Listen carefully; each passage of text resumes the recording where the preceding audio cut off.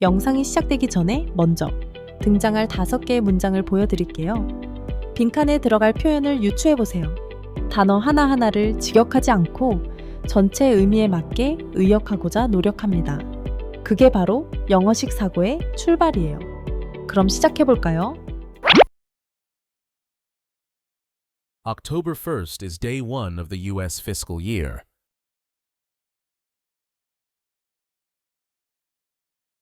Congress has to approve funding before then.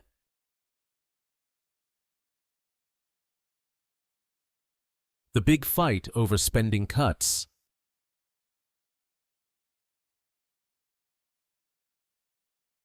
Trying to defund or dismantle Obamacare.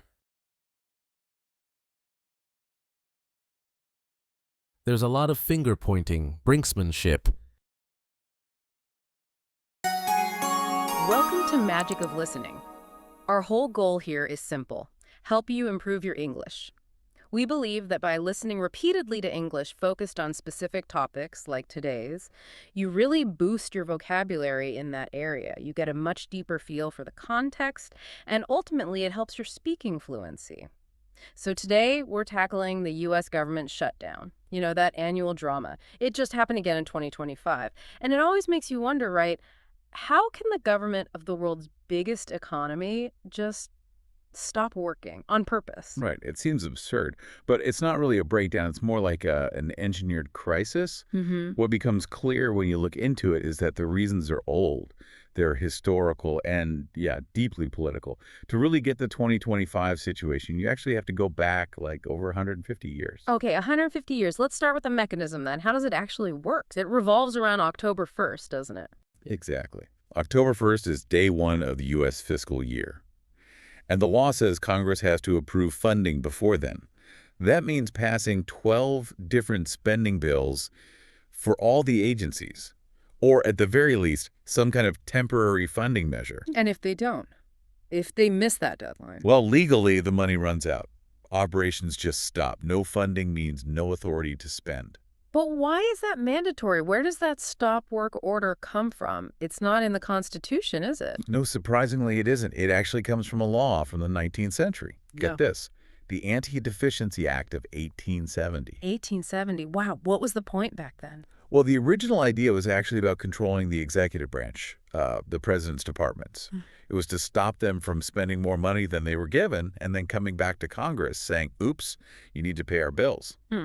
It was all about Congress holding on to the power of the purse, making sure they controlled the spending. Okay, so for like a century, it was basically an accounting rule, not this huge disruptive thing we see now.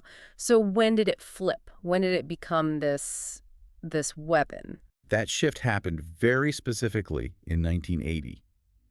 President Carter's Attorney General, Benjamin Civiletti, issued a really strict legal opinion, and it basically said, if there are no appropriations, no specific funding passed by Congress, then non-essential government work must stop. Full stop.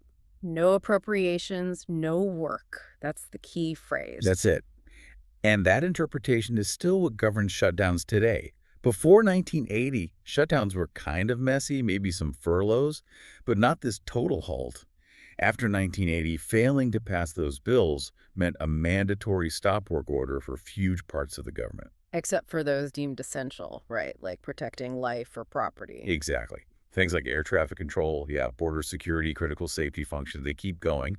But thousands of other federal employees are told to stay home. Parks close, services stop. It's immediate. And once that legal trigger existed, politicians realized they could pull it. Oh, absolutely. It became a political bargaining chip. A big one. We saw it used in a major way in 1995, the big fight over spending cuts between President Clinton and the Republicans in Congress. Right, I remember that. And then again in 2013, that was about healthcare, wasn't it? Yes, specifically trying to defund or dismantle the Affordable Care Act, or Obamacare. And then, of course, the longest shutdown ever, 35 days under President Trump. That was purely about funding for the border wall. So the 2025 shutdown fits the pattern, another political fight using funding as leverage. What was the specific issue this time? It centered on healthcare again, actually. Specifically, temporary subsidies for health insurance that were part of the Inflation Reduction Act from the Biden era. Republicans basically wanted those subsidies to expire on schedule. Democrats wanted to make them permanent or at least extend them. And neither side would budge on that one issue. And that disagreement held up funding for everything else? For wide segments, yes. It shows how these shutdowns aren't really about the country being broke. They're political stalemates. They use that 1980 legal interpretation of the 1870 law as leverage to try and win a policy fight. It exposes the friction in America's divided government system. It seems like a uniquely American problem, this fragility. Do other countries handle budget deadlocks differently? They often do. Our sources point to countries like South Korea, for instance.